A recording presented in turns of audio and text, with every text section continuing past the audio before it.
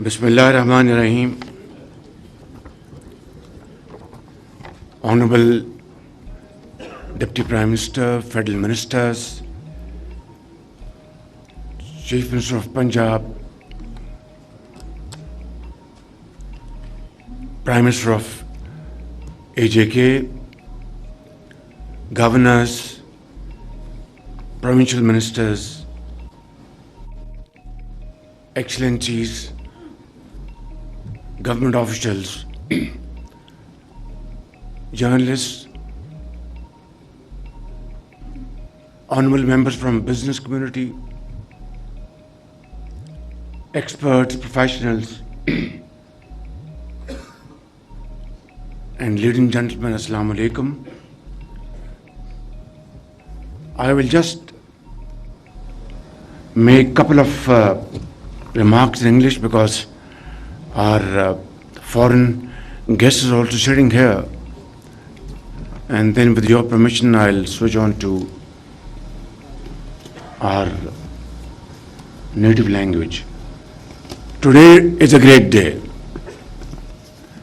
Great day because you have just listened to a remarkable and brilliant narration from our Finance Minister, Planning Minister, and Deputy Prime Minister, along with a very informative presentation. And the crux is that in the last 9 months, we negotiated huge challenges, difficulties, and through untiring efforts of the federal government along with provincial governments and our partners in prosperity and progress, international partners and friends, we have been able to achieve macroeconomic stability. But this is just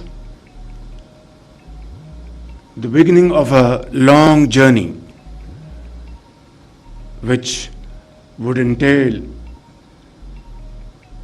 sacrifice, blood and sweat to achieve economic growth and finding our lost place in the community of nations. And this requires Team Pakistan putting hands together and marching forward with unity of thought and action. So I'd like to congratulate Chaudhry Professor H.N. Iqbal, our Finance Minister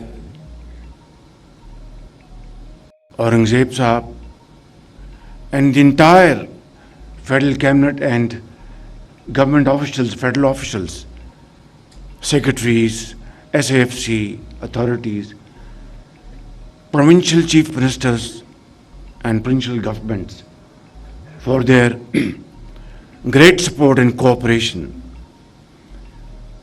to carve out this homegrown program titled Udaan Pakistan.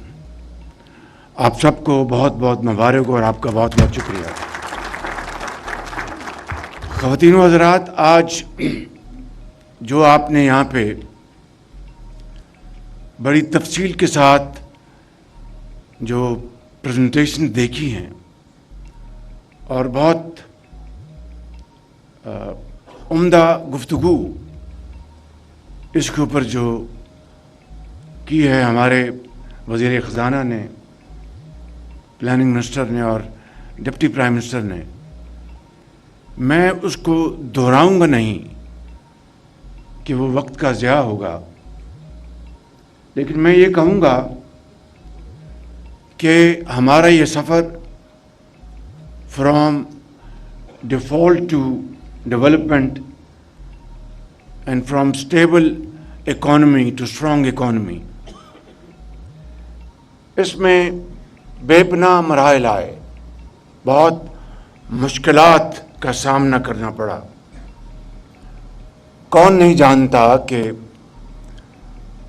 2023 میں یہاں پر میں کوئی سیاسی گفتگو نہیں کروں گا جس سے کہ آج کی اس شاندار مجلس میں رائے تقسیم ہو، لیکن صرف حقائق بیان کرنے کی حد تک یہ کہوں گا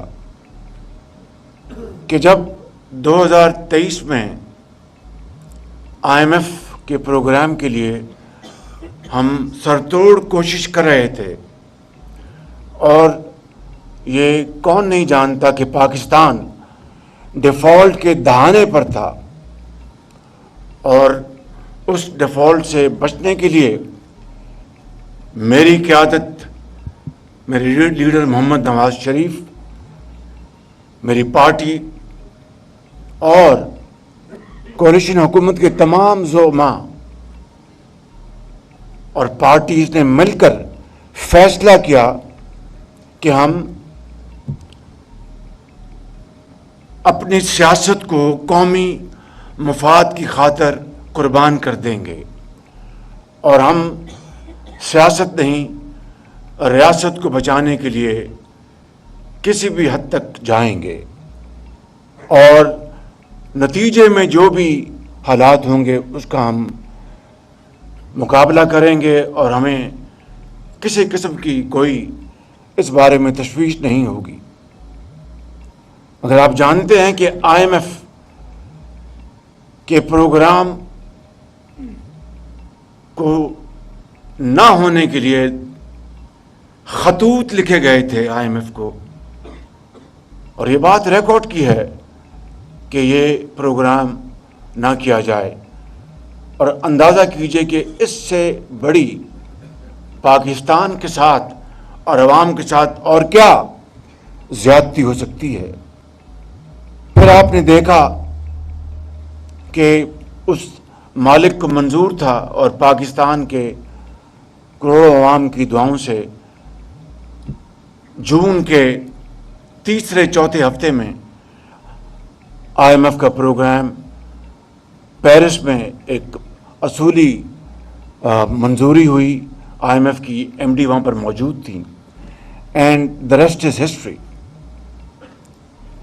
پچھلے 9 ماہ میں یہ نہ میرا کمال ہے نہ کسی اور کا، یہ اللہ تعالیٰ کا بے پایاں فضل و کرم ہے، پاکستان کے عوام کی دعائیں اور عام آدمی کی بے پناہ قربانیاں، جنہوں نے صبر اور تحمل سے 38% مہنگائی کا بوجھ برداشت کیا، کاروباری حضرات نے 22% جو ہمارا پرائمری ریٹ تھا اس کو دیکھ کر وہ خوف زدہ تھے، ہمارے جو فورن ایکسچینج کے ریزروز تھے وہ انتہائی محدود تھے، اور دوسرے حوالوں سے بات کی جا سکتی ہے۔ مختصراً یہ کہ ہمیں ایک اور IMF کا پروگرام مجبوراً لینا پڑا، اور اس کے لیے وفاقی حکومت کے ساتھ صوبائی حکومتوں نے بھرپور تعاون کیا کہ ان کے بغیر یہ ممکن نہیں تھا، اور IMF کا پروگرام اس طرح منظور ہوا۔ اور میری یہ دعا ہے، اور میں نے یہ کہا بھی ہے، کہ انشاءاللہ یہ پاکستان کی تاریخ کا آخری IMF پروگرام ہوگا، اور اس کی مثالیں موجود ہیں۔ हमसाया ममालिक में मौजूद हैं जिन्होंने 90 की दहाई के बाद दोबारा IMF की तरफ मुड़ के नहीं देखा। पाकिस्तान को अल्लाह ताला ने बेपनाह वसाइल दिए हैं। ये काबिल तरीन लोग इस हॉल में जो मौजूद हैं, करोड़ों लोग पूरे मुल्क में बसते हैं जो बड़े ज़हीन फतीन, बड़े काबिल अजीम पाकिस्तानी, शबाना रोज़ मेहनत करने वाले, जिनमें सियासतदान हैं, जिनमें बैंकर्स हैं, जिनमें हमारे सरमायाकार हैं, हमारे एकेडेमिया के एक्सपर्ट्स हैं, हमारे प्रोफेशनल्स हैं, और दर्जा बदर्जा पूरे मुल्क में किसी चीज़ की कोई कमी नहीं। कुदरती वसाइल से पाकिस्तान माला माला है, कोई कमी नहीं। मगर सोचने की बात यह है कि हमें IMF का प्रोग्राम एक बार फिर क्यों लेना पड़ा। मैं सिर्फ चंद मोटे मोटे जो इंडिकेटर्स आपके सामने पेश करना चाहूँगा। ये बात आपने भी अखबार में पढ़ी कि पिछले एक दिहाई में हमारे जो स्टेट ओन्ड एंटरप्राइजेज हैं, एक दिहाई में उन्होंने 6 खरब रुपए के नुकसानात किए। 6 खरब रुपए, आप अंदाजा फरमाएं। आप देखें कि पाकिस्तान, IMF का प्रोग्राम क्या है कि हमें उनसे $7 बिलियन कर्ज में मिल रहे हैं, कर्ज में, ताकि स्टेबिलिटी आए, इस्तेहकाम आए और हम बाकी जो मदाद में हम अपना हक अदा करें और पाकिस्तान ग्रोथ की तरफ जाए। तो मैं समझता हूं कि ये बात हमारे जहन में रहनी चाहिए कि अगर 6 खरब रुपए के नुकसानात बर्दाश्त किए इस गरीब कौम ने खून पसीने की कमाई से, जो कि बिल्कुल दरिया बुर्द हो गए, तो फिर आप इसके ऊपर क्या कहेंगे। अगर बिजली 4 खरब रुपए की बने और उसको आप 2 खरब में बेचें, तो ये 2 खरब का जो डेफिसिट है वो आप किसके खाते में डालेंगे। अगर 77 साल में जो खरबों रुपए की जो करप्शन हुई और हमारी महसूलात का एक का फ्रैक्शन भी हमें ना मिल सका, और वजूहात से हम अच्छी तरह वाकिफ हैं, तो कर्ज नहीं लेंगे तो फिर क्या होगा। ये वो वजूहात हैं इंतहाई काबिल एहतराम ख़वातीन व हज़रात, जिसकी वजह से पाकिस्तान आज कर्ज़ों के बोझ तले दबा हुआ है। अपने रास्ते को जो कि मुतय्यन किया गया था हज़रत कायद आज़म की फरमुदात और अल्लामा इकबाल के ख्वाबों की ताबीर के हवाले से, तो आज पाकिस्तान कर्ज़ों को बोझ तले दबा न होता, बल्कि अक़वाम आलम में सर फ़ख्र से उठाकर चलता। आज पाकिस्तान के अंदर तरक्की और खुशहाली को पहिए को घुमाने के लिए, जिस तरह फाइनेंस मिनिस्टर और प्लानिंग मिनिस्टर ने बात की, जो वसाइल चाहिए वो वसाइल मौजूद होते। आज दुनिया की कोई भी कौम आप ले लें तो उनकी जो पॉपुलेशन है वहाँ पर नौजवान उनका मूविंग इंजन है। ये वसाइल अगर हमारे पास आज होते तो पाकिस्तान के नौजवान नस्ल आज पाकिस्तान का सबसे बड़ा असासा होता बेहतरीन तालीम और ज़ेवर तालीम के हवाले से। लेकिन ये हैं वो चैलेंजेस जिसकी वजह से हमारी मईशत भी, जिस तरह आपने ख़ुद देख लिया कि उन ममालिक से कहीं आगे थी 60 और 70 की दहाई में, और आज हम कितना पीछे चले गए हैं कि जिसका कोई शुमार नहीं है। لیکن اس کے اوپر رونے دھونے سے کوئی فائدہ نہیں ہوگا. ایک دوسرے کو لان تان اور ملامت کرنے سے کوئی فائدہ نہیں ہوگا. ہاں، ایک سیلف انٹروسپیکشن، اپنے گریبان میں جھانک کر ایک آنےسٹ تجزیہ، وہی قوموں کی زندگی کو بدل دیتا ہے. اگر آج ہم یہ فیصلہ کر لیں کہ ماضی میں جو نقصانات ہوئے، ماضی میں جو خرابیاں اور کمزوریاں ہوئیں، ان کو ہم سامنے رکھ کر پوری قوم یکجاں دو قالب ہو کر اگر فیصلہ کر لے کہ ہم نے آئندہ جو سفر اختیار کرنا ہے، وہ جس طرح یہاں پر حضرت اقبال اور قائد اعظم کی فرمودات کی آخری سلائیڈ آپ نے دیکھی کہ کام کام اور کام، محنت محنت اور محنت، تو میں بلا خوف تردید آپ کو کہہ سکتا ہوں اللہ تعالیٰ کے فضل و کرم سے کہ وہ پھر وقت دور نہیں، وہ دن دور نہیں جب پاکستان اقوام عالم میں اپنا کھویا ہوا مقام حاصل کر لے گا. لیکن اس طرح نہیں کہ بزنس ایز یوزول. ہمیں بالکل راستہ بدلنا ہوگا اور ہمیں بالکل ایک نئی طرح اختیار کرنی ہوگی. میں آپ کو صرف بتانے کے لیے کہ کس طرح ماضی میں ہم یا ماضی قریب میں ہم دنیا میں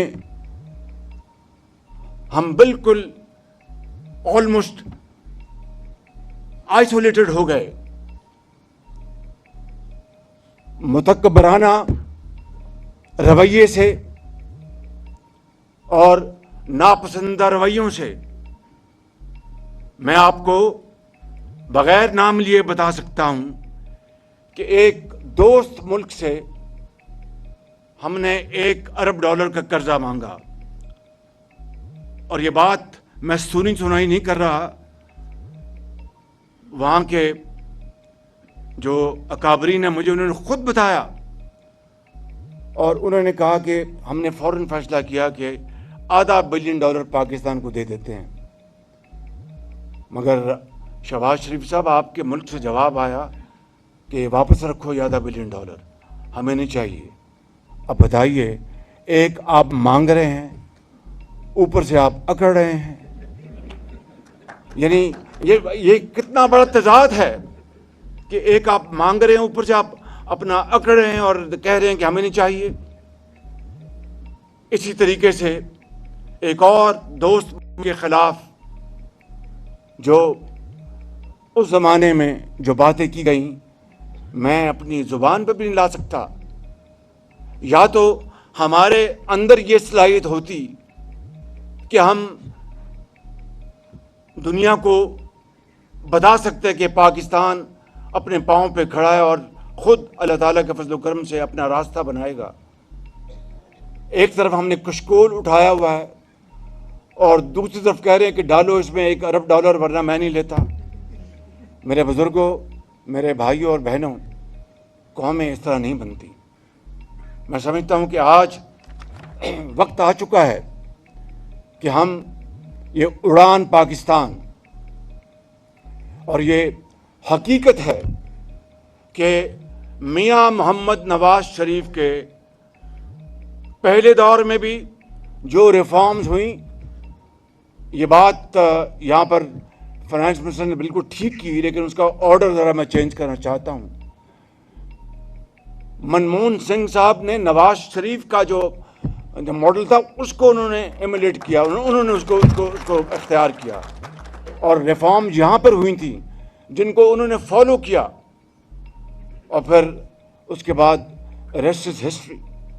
اور پھر 90 کی دہائی میں کیا کچھ ہوا ہم سب اس کو اچھی طرح جانتے ہیں. لیکن جس طرح میں نے کہا کہ رونے دھونے سے کوئی فائدہ نہیں، ہمیں ماضی سے سبق حاصل کر کے ہمیں آگے بڑھنا ہے. پھر آپ نے دیکھا کہ 2013 اور 18 کا پھر دور آیا جس میں ہماری معیشت محمد نواز شریف کی قیادت میں 6% سے بھی تجاوز کر گئی. انفلیشن جس طرح آپ نے سنا کہ 3.5% پہ تھی، وہ وقت آج بھی لوگوں کے ذہن میں بڑے تازہ ہیں. لیکن میں سمجھتا ہوں کہ ہم ماضی میں جائے بغیر اب آگے ہمیں بڑھنا ہے، اور آگے کے لیے آج اللہ تعالیٰ کے فضل و کرم سے، آپ کی دعاؤں سے، اور خاص طور پر پاکستان کے کروڑوں عوام، بھائیوں بہنوں، بزرگوں، ماؤں، بیٹوں اور بیٹیوں کے، جنہوں نے ان ماضی قریب کے سالوں میں بدترین مہنگائی کا سامنا کیا مگر صبر کو ہاتھ سے جانے نہیں دیا، اور ملک کے اندر جو آگ لگی تھی ہر چیز کے اوپر، میں سمجھتا ہوں کہ یہ کریڈٹ آج اگر میں دیتا ہوں تو سب سے پہلے اللہ تعالیٰ کے فضل و کرم سے پاکستان کے کروڑوں عوام کو، اور یہ IMF کا پروگرام جو ہم نے کیا ہے، اور آج الحمدللہ آپ کی بتایا ابھی فائنانس منسٹر نے پالیسی ریٹ آپ کا 13% پہ ہے. یہ گورنر صاحب بیٹھے ہیں، ان کے پاس ابھی بھی 8 پوائنٹس کی گنجائش ہے، اگر جو چاہیں تو ایک قلم سے اس کو 13 سے 6 پہ لے آئیں. لیکن میں اس کے اوپر میں زور نہیں دوں گا کیونکہ یہ اب اٹانومس بن گئے ہیں. اب کیا کریں، اٹانومی جنہوں نے ان کو دلوائی کن وجوہات کی بنا پر میں اس پر نہیں جانا چاہتا، لیکن میں آپ کی اٹانومی کی رسپیکٹ کرتا ہوں. اور اسی طریقے سے آپ دیکھیں کہ 5% سے کم مہنگائی آ چکی ہے. آپ دیکھیں کہ آپ کی جو ایکسپورٹس ہیں ان میں ان 5 ماہ میں 11% کا ایوریج اضافہ ہوا ہے. آپ کے جو ریمیٹنسز ہیں ان میں تقریباً 24% کا ان 5 ماہ میں اضافہ ہوا ہے. آپ کی اسی طرح جو آپ کا آئی ٹی میں آپ کی 30%، 34% آئی ٹی کی ایکسپورٹس میں اضافہ ہوا ہے. تو یہ کیا ہے؟ یہ اللہ تعالیٰ کا بے پایاں فضل و کرم، اور حکومت پاکستان، صوبائی حکومتیں، کاروباری حضرات، ایکسپرٹس، سیکرٹریز، ہماری جو SIFC، اور پھر یہ ایک انتہائی خوبصورت، منفرد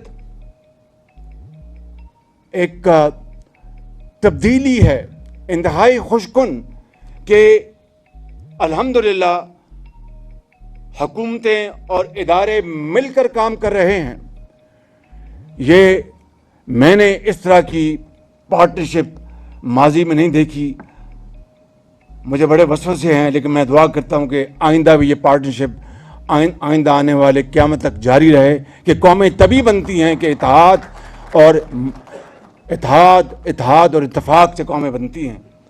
تو میں سمجھتا ہوں کہ اس طرح آج ہم، مگر یہ میکرو اسٹیبلٹی ہے، اس کو آپ گروتھ کا نام نہیں دے سکتے. اس کے لیے ایک لمبا سفر اختیار کرنا ہے، اور اس میں ظاہر ہے کہ ہمیں IMF کے جو ان کی جو کنڈیشنلٹیز ہیں اس کے اوپر ہمیں ظاہر ہے کہ ہمیں اس کو فلفل کرنا ہے. یہ تو IMF نے تو کبھی نہیں کہا تھا کہ جناب آپ کے 4 ٹریلین آپ کے یا 3 ٹریلین سالانہ آپ کے جو رسیٹس ہیں یا محصولات ہیں وہ دریا برد ہو رہے ہیں. یہ IMF تو کبھی نہیں کہا تھا. یہ تو ہماری اپنی ذمہ داری تھی کہ ہم وہ محصولات حاصل کرتے، اور اسی طرح جو دوسرے جو ہمارے اہداف ہیں ان کو ہم فلفل کرتے. ہم بتائیے کہ 3 ٹریلین ہمارے جو محصولات ہیں وہ خرد برد ہو جائیں تو پھر قرض نہیں لیں گے تو اور کیا کریں گے آپ؟ تو یہ ہے وہ ایک چیلنج جو آج جس کا ہمیں سامنا ہے. میکرو اسٹیبلٹی اللہ تعالیٰ کے فضل و کرم سے آ چکی. خدا تعالیٰ کے فضل و کرم سے یہ جس طرح ہم نے بتایا کہ it's a team work and a great team work led by Federal Cabinet and DPM, provincial chief ministers, and their teams in the provinces, SIFC. And I must tell you without any fear of any kind of exaggeration that I have, for the first time in my lifespan, political lifespan, never experienced this kind of cooperation which I have received from the Army Chief and the institution for the good of this country. اللہ کرے کہ یہ ہمیشہ جاری رہے اس طرح کی, کیونکہ we are here to play our innings and go home. یہ مگر ملک چلے گا انشاءاللہ اور قیامت تک چلے گا. تو اس کے لیے یہ جس طرح میں نے یہ لفظ کہا کہ ایک بڑی خوبصورت بات ہے, منفرد بات ہے کہ یہ آج تجربہ میرے لیے انتہائی خوشگوار ہے. میں یہاں پر اب یہ کہنا چاہوں گا کہ اب وہ گروتھ کس طرح ہوگی. اسٹیبلٹی آپ لے آئے اور اس کے اوپر ہمیں پوری طرح فوکس رہنا ہے, اس سے ہم آگے پیچھے نہیں ہٹ سکتے. لیکن گروتھ کس طرح ہوگی اس کے لیے تین یہ بیٹھے ہیں بڑے بڑے کاروباری حضرات, ماشاءاللہ they are great ambassadors of Pakistan. بہت ان کی خدمات ہیں, بڑی انہوں نے عرق ریزی سے پاکستان کی خدمت کی ہے. میں ایک اور پوائنٹ میں اس طرف آتا ہوں کہ growth industry, agriculture, commerce, trade میں تبھی آئے گی کہ جو آپ کے ان پٹس ہیں وہ سستے ہوں, چاہے وہ بجلی ہے, چاہے وہ گیس ہے. خاص طور پہ بجلی اگر ہماری اس خطے پہ مہنگی ترین ہے تو پھر پائیدار پیداواری ترقی کا تو سوال نہیں پیدا ہوتا. اب اس میں دیکھیں کہ جو سرکولر ڈیٹ ہے وہ 2.5 کھرب روپے کا ہے, 2.5 ٹریلین, اور لگ بھگ گیس میں بھی 3 ٹریلین ہے, گیس میں بھی 3 کھرب روپے کا اپنا آپ کا وہ سرکولر ڈیٹ ہے. تو اب آپ کی اگر بجلی مہنگی ہوگی, جس کے کئی عوامل ہیں کہ بجلی چوری ہوتی ہے. اب بجلی چوروں کو اگر آپ پکڑیں گے تو وہ جناب اپنا پروٹیسٹ کرتے ہیں. تو میں سمجھتا ہوں کہ آپ کو یہ سٹیٹس کو توڑنا ہوگا. بجلی جب تک آپ سستی نہیں کریں گے کسی صورت بھی آپ کی صنعت اور حرفت کا پہیہ آگے نہیں گھوم سکتا. اسی طریقے سے آپ کا جو پالیسی ریٹ ہے وہ اللہ تعالیٰ کے فضل و کرم سے 13 پہ آ گیا, اور اب یقیناً بینک سے لوگ پیسے نکلوائیں گے. ہمیں وہ فریم ورک لے کے آنا ہے, ہمیں انڈسٹریل ایگریکلچرل فریم ورک جس میں لوگ پیسہ نکالتے اس میں انویسٹ کریں تاکہ پروڈکٹیو امپلائمنٹ ہو, تاکہ ہماری ایکسپورٹس بڑھیں, تاکہ ہماری پروڈکشن بڑھے, امپلائمنٹ بڑھے. اب اس میں آپ دیکھیں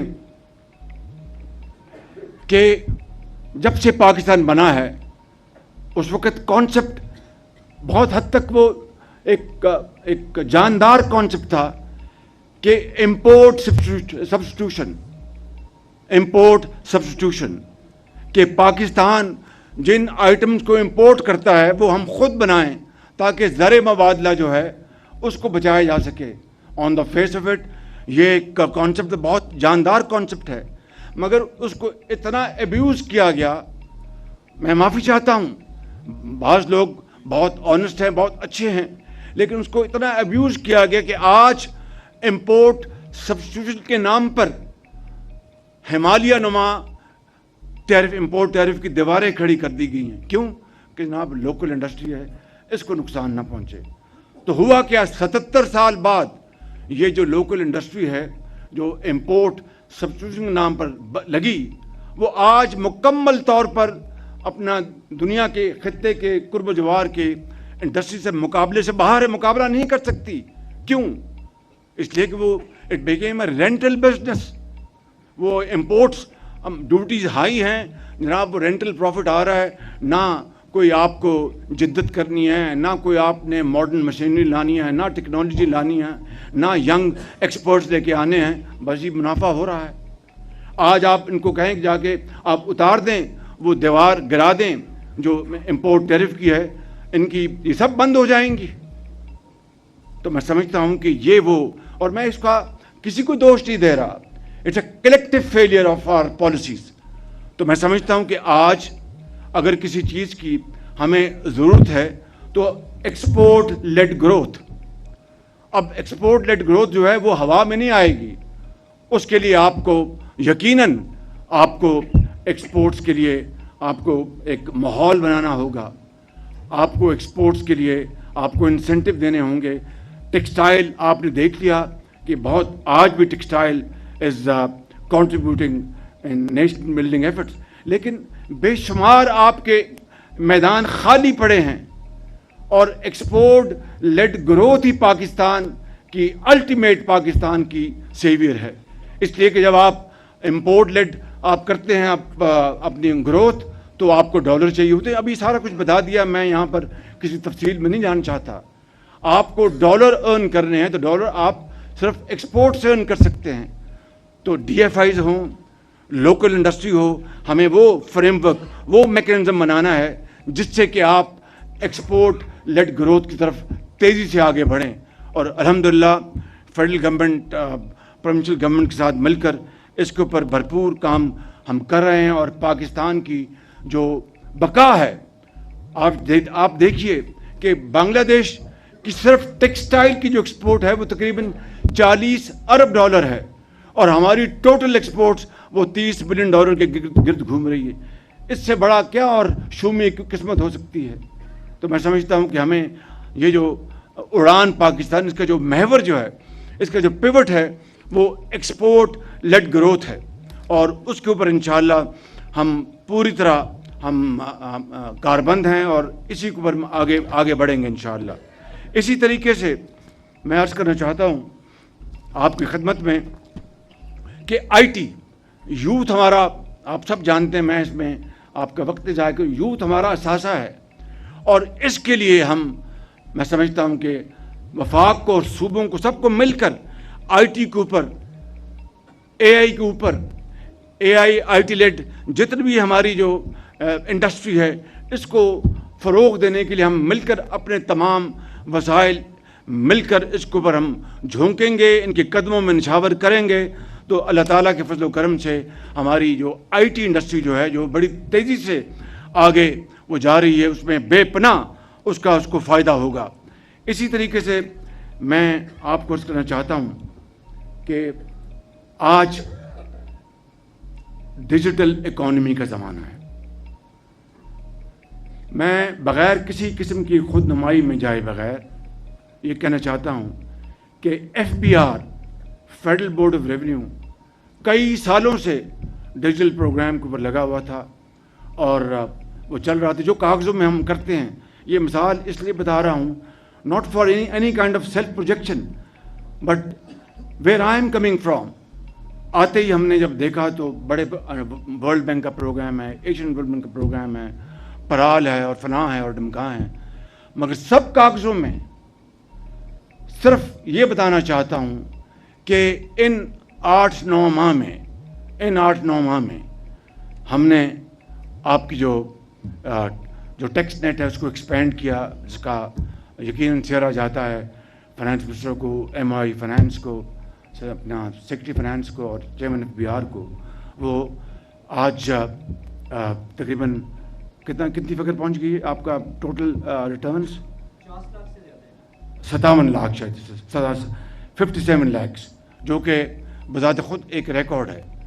لیکن میں آپ کو یہاں پر بتانا چاہتا ہوں کہ اگر پاکستان کو ہم نے آگے لے کر جانا تو ٹیکسز ہیں ان کو کم کرنا ہوگا. اگر میرا بس چلے تو میں 10-15% اکراس دا بورڈ آج ٹیکس کم کر دوں تمام پاکستان میں, تاکہ چوری بھی کم اور ایفیشنسی بھی زیادہ ہے. لیکن اس کا وقت آئے گا. ابھی ہم آئی ایم ایف کا پروگرام کر رہے ہیں, اس کا وقت آئے گا. تو میں صرف یہ بتا رہا ہوں کہ اب ہم نے ان تمام کاوشوں کے ذریعے ڈیجیٹل اکانومی کی طرف ہم تیزی سے بڑھ رہے ہیں. آج فرسٹ ٹائم میں آپ کو شیئر کر رہا ہوں کہ ہم نے جو کئی منسٹریز ماشاء اللہ 100% وہ ان کی ساری کورسپونڈنس ہے ود پی ایم او اور دوسری جگہوں پر. کچھ منسٹریاں 100% اچیو کر چکی ہیں, کچھ پیچھے ہیں, انشاءاللہ یہ ہو جائے گا. فیس لیس انٹریکشن آپ نے دیکھا 2 ہفتے پہلے کراچی پورٹ پہ شروع ہو چکا فیس لیس انٹریکشن.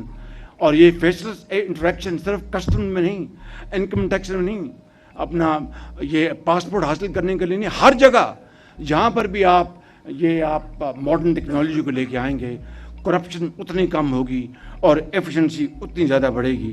میں سمجھتا ہوں کہ یہ وہ اہداف ہیں جو ہماری گورنمنٹ, یہ جو ہمارے یہ پروگرام میں یوتھ کے لیے آپ نے سارا یہاں پر دیکھ لیا, میں اس کو نہیں دہراؤں گا.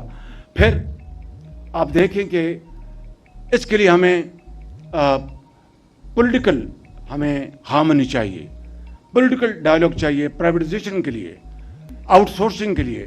ہمارے جو کولیشن پارٹنرز ہیں ان میں سے بعض ان کے ویلڈ آبزرویشن جناب ہمیں آپ آؤٹ سورس کریں یا پبلک پرائیویٹ پارٹنرشپ لے کے آئیں، آپ پرائیویٹائزیشن نہ کریں. ہر ایک کے اپنے اپنے ویوز ہیں، اس کے لیے ہمیں ہارمنی کریٹ کرنی ہے. لیکن اگر ہم نے پرائیویٹائزیشن کو، آؤٹ سورسنگ کو اگر ہم نے آگے نہ بڑھایا تو آپ نے دیکھا کہ 10 سال میں اگر 6 کھرب آپ کے لاسز ہوئے ہیں تو اس کا آپ اپنا ایوریج سال کا نکالیں. ڈاکٹر صاحب اپنے ایکچوئلسٹ ہیں، 1 منٹ میں بتا دیں گے کہ کتنا بنتا ہے. 600 ارب سال کا، 600 ارب سال کا وہ بالکل ڈوب رہا ہے پاکستان کے غریب عوام کا پیسہ. اس کو اگر آپ نے بچانا ہے تو آپ کو پرائیویٹائزیشن کرنی ہوگی. اس کے لیے ہمیں آگے بڑھنا ہوگا. اس لیے اس کے اوپر ہماری بھرپور توجہ ہے. ایئرپورٹس کی آؤٹ سورسنگ کے اوپر ہمیں پی آئی میں سیٹ بیک ہوا ہے، فیکٹس تسلیم کرنے چاہیے. پوری ایفرٹ کی ہماری ٹیم نے، اس میں کوئی شک نہیں، لیکن ہوا. انشاءاللہ دوبارہ ہم ایفرٹ کر رہے ہیں، اللہ تعالیٰ کامیابی دے گا. اور ویسے بھی اب پی آئی کا جو گراف اوپر ہے، کیونکہ یورپین یونین نے پی آئی کو الاؤ کر دیا ہے، اور اسی طریقے سے یو کے کی بھی انشاءاللہ پرمیشن جلدی آ جائے گی. اس میں ڈیفنس منسٹر، ان کی ٹیم بھرپور کام کر رہی ہے، deputy prime minister, finance minister, سب اس میں پوری طرح لگے ہوئے ہیں. میں آپ کو یہ بتانا چاہتا ہوں کہ ہماری سرمایہ کاری کا ہدف جو ہے سالانہ $10 ارب ہوگا. Easier set then done. اور میں آپ کو یہاں پر ایک بات بڑے واضح انداز میں بتانا چاہتا ہوں کہ D F Is, foreign investment بالکل چاہیے اور اس کی بے پناہ ضرورت ہے، لیکن وہ تب آئے گی جب لوکل سرمایہ کاری پہلے سامنے آئے گی. لوکل سرمایہ کاری سامنے آنے سے پہلے ڈی ایف آئی ایک خواب ہے، ایک سراب ہے. تو اس کے لیے ہم لوکل سرمایہ کاری کے لیے ایک ماحول پیدا کر رہے ہیں. انشاءاللہ وہ جلد آپ کے سامنے لے کے آئیں گے، جس میں ایز آف بزنس ہے اور دوسری بے شمار اس میں چھوٹی چھوٹی چیزیں ہیں جس کو ہم اگر کریں گے تو انشاءاللہ لوکل سرمایہ کاری آئے گی. لوکل سرمایہ کاری کے حوالے سے میرے یہاں پر آنریبل کولیگز بیٹھے ہیں کہ جناب یہ جو آئی پی پیز کا ہوا ہے اس سے دھچکا لگا. I want to be very frank with you today on this issue. اس سے دھچکا لگا ہے تو جناب ایک کانفیڈنس جو ہے وہ شیک ہوا ہے. پہلی بات تو یہ ہے کہ آئی پی پیز کے علاوہ مجھے بتا دیں کہ پوری جو ہماری انڈسٹریل جو ہماری انڈرٹیکنگس ہیں، ایگریکلچر انڈرٹیکنگس ہیں، کامرس ہے، ٹریڈ ہے، آئی پی پیز کے علاوہ کسی کو چھیڑا گیا، کسی کو پوچھا گیا؟ تو پھر آئی پی پیز کیوں؟ سوال یہ پیدا ہوتا ہے اگر واقعی 99.99% انڈسٹری کو نہیں چھیڑا گیا، ایگریکلچر کو نہیں چھیڑا گیا، تو پھر آئی پی پیز کو کیوں چھیڑا گیا؟ پہلا جواب یہ ہے کہ آئی پی پیز جو ہیں they have only one buyer, اور وہ ہے آپ کی گورنمنٹ آف پاکستان. یہ بجلی والے بیٹھے ہیں جو کہ بجلی خریدتے ہیں، یہ ایک ہی بائر ہے. اور بجلی کا جو اہمیت میں آپ کو بتا چکا ہوں کہ اگر سستی بجلی نہیں ہوگی تو آپ نہ انڈسٹری چلے گی نہ ایکسپورٹس ہوں گی. اور تیسری بات بڑے ادب سے کہنا چاہتا ہوں کہ یہ آئی پی پیز آپ سب جانتے ہیں، میں تفصیل میں نہیں جا رہا، کہ انہوں نے اپنے پروفٹس 10 ٹائمز اوور یہ پروفٹس اپنے لے چکے ہیں. اور پھر اس کے علاوہ اب بتائیے کہ جب پروفٹس آپ لے چکے ہیں سارے کے سارے 10 گنا نہیں 20 گنا یا جو بھی ہے، پھر کیپیسٹی پیمنٹ بھی ہوں، پھر وہ جو آپ کی جو آئل کا یا فرنس آئل یا جو بھی آپ کا جو ہے اس کے اوپر بھی آپ کو یہ ملے، تو یہ you can't have the cake and also eat it. میں پھر آپ کو ایک مثال دینا چاہتا ہوں، یہ ذرا غور سے سن لیں. میاں نواز شریف صاحب نے اپنے دور میں 4 LNG کے منصوبے لگائے. اس وقت LNG کے اوپر جو نیپرا کا جو ٹیرف تھا $8.5 لاکھ تھا، اور جو میاں نواز شریف نے اچیو کیا وہ $4.5 لاکھ، یعنی 100% کم. اور نیپرا کو پھر اب ٹیرف ریوائز کرنا پڑا میاں نواز شریف کی اس پرفارمنس کے اوپر. پبلک سیکٹر تو کبھی ایفیشینٹ نہیں ہوتا، پبلک سیکٹر تو کبھی پرائیویٹ سیکٹر کا مقابلہ نہیں. ہمت سے, اللہ تعالیٰ کے فضل و کرم سے ایک کامیاب, ایک بڑی محنتی ٹیم کے ذریعے یہ انہوں نے اچیو کر لیا. اب اس کے بعد آج تک پرائیویٹ سیکٹر نے LNG کا کوئی منصوبہ نہیں لگایا. میں اس سے زیادہ کچھ نہیں کہنا چاہتا. میں کہنا یہ چاہتا ہوں بڑے ادب سے, آپ کی خدمت میں بڑے ادب سے, آپ بہت عظیم لوگ ہیں, کہ خدا را کچھ قربانی اشرافیہ کو دینی ہوگی اگر اس ملک کو چلنا ہے, کچھ آپ کو کنٹریبیوٹ کرنا ہوگا اگر اس ملک کو آگے چلنا ہے. اب دیکھیے کہ اپنا افغانستان, آپ کی 4-5 لاکھ آپ کی چینی سمگل ہو جاتی تھی, اب سمگلنگ بالکل زیرو ٹالرنس ہے. وہ ہمیں اسپیس ملی, ہم نے ایکسپورٹ کر دی چینی, اور $5.5 بلین آپ کو مل گیا. چاول آپ کا ایکسپورٹ ہوا, $3-4 بلین چاول آپ کو مل گیا. تو یہ کیا ہے؟ آپ آج دیکھیں کہ اپنا روٹی پنجاب میں, آٹا صوبوں میں سستا ہے, چینی سستی ہے, آپ کا گھی سستا ہے. تو یہ ایک کلیکٹیو ایفرٹ ہے. مگر آپ پھر اگر یہ کہیں کہ جناب یہ تو میں مانتا ہوں کہ وہ ایک ایگریمنٹس تھے, مانتا ہوں, لیکن آپ اس کو پورے کانٹیکسٹ میں دیکھیں. اگر آپ اس کو صرف ایک ہی زاویے سے دیکھیں گے تو پھر جوابات سارے غلط نکلیں گے. اگر آپ اس کا پورا کانٹیکسٹ دیکھیں گے پھر آپ سمجھیں گے کہ یہ بجلی کی قیمت کم کیوں ہونی چاہیے, اور اس کے لیے پھر کیوں یہ ایفرٹ کی گئی. تو میں, اور یہ پہلی ایفرٹ نہیں ہے, پچھلی حکومت نے میری کی تھی اور راستے میں چھوڑ دیا تھا. یہ سب گواہ ہیں, میرے دوست جانتے ہیں. یہ ایفرٹ جو ہے ایک سیریس ایفرٹ ہوئی اور اس کو کامیابی ملی. تو میں آپ سے یہ عرض کرتا ہوں, میں جانتا ہوں میرے بعض کولیگز اس سے اتفاق نہیں کرتے, میں ان کا بڑا احترام کرتا ہوں, لیکن میں نے آپ کو تفصیل سے بات بتا دی. دیکھیے کہ تاری دونوں ہاتھوں سے بجتی ہے. آپ دیکھیے جاپان, میں ایک دفعہ جاپان گیا اور وہ ہونڈا فیکٹری تھی. میں جب گزر رہا تھا تو وہاں او کی آواز آئی. تو میں نے کہا یہ کیا معاملہ ہے. پھر میں نے جو ہمارے ہوسٹ تھے, میں نے لگا ان سے پوچھنے, میں چپ ہو گیا. پھر میں آگے گیا, پھر او, جب تیسری مرتبہ او ہوا تو مجھ سے رہا نہ گیا. میں نے کہا یہ وہ ڈائریکٹر تھا, میں نے کہا یہ کیا ہو رہا ہے. اس نے کہا جی یہ ورکرز ہیں, احتجاج کر رہے ہیں. اندازہ کریں, کام نہیں رکا, پروڈکشن جاری ہے, مگر اپنا احتجاج انہوں نے ریکارڈ کروایا او کر کے. یہاں پر تو جناب اسلام آباد پر اپنا لشکر کشی ہو جاتی ہے, اور ایک دن کا نقصان 190 ارب روپے ہے. ایک دن کا نقصان 190 ارب روپے ہے. یہ غریب قوم ہے, کون اس کا حساب دے گا.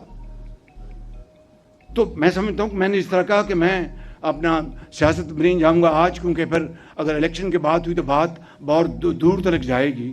صرف یہ کہنا چاہتا ہوں کہ اگر ہم نے اپنی قوم کو بنانا ہے, ملک کو بنانا ہے, تو اس کے لیے انشاءاللہ ہم آپ کے ساتھ مل کر ہر وہ کام کرنے کے لیے تیار ہیں. دیکھیے کہ ہماری ٹیم نے IMF سے پورا کیس لڑا, اور جو اسپیشل اکنامک زونز ہیں 19 ان سے اپنا لے لیا کہ جناب یہ آپ نے پہلے نوٹیفائی کیے ہوئے ہیں, یہ آپ کریں. اس میں کراچی میں, اپنا پورٹ قاسم میں, پورے پاکستان میں وہ ایکسپورٹ زونز ہیں. یہ ایفرٹ کی گئی. پہلے IMF نے انکار کر دیا.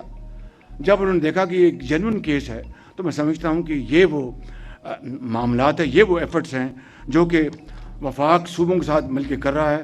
اور انشاءاللہ میں آپ کو یقین دلاتا ہوں کہ اس کے لیے ہم ہر قربانی دیں گے, محنت کریں گے, اور دن رات محنت کریں گے, پاکستان کو عظیم بنائیں گے. جس طرح احسن اقبال صاحب نے کہا کہ معیشت کی ترقی جڑی ہوئی ہے سیاسی استحکام کے ساتھ, اور سیاسی استحکام جڑا ہوا ہے معاشی ترقی کے ساتھ, لازم و ملزوم ہے. اس کے لیے ہم بالکل اپنا پوری کلیئرٹی ہے. اور چارٹر آف اکانومی اسی خادم نے پارلیمنٹ کے فلور پہ پہلی مرتبہ جب کہا تو ایک بڑی حقارت کے ساتھ, پایا حقارت کے ساتھ میری اس آفر کو ٹھکرایا گیا. پھر میں نے دوبارہ اس کو کیا. تو آج بھی ہم چارٹر آف اکانومی کے اوپر پوری طرح یکسو ہیں. اگر چارٹر آف اکانومی کے لیے ہم بیٹھ جائیں تو یقین کریں کہ ہمارے آدھے مسائل وہیں ختم ہو جائیں گے. اس لیے میں سمجھتا ہوں کہ ملک کے اندر ایک تحمل, برداشت, ہارمنی کی انتہائی ضرورت ہے, اور اسی وجہ سے انشاءاللہ ہم کامیابی حاصل کریں گے. Solar is the name of the game. میں نے منسٹری آف پاور کو کہہ دیا ہے کہ مجھے آپ کوئی اور راستہ نہ بتائیں.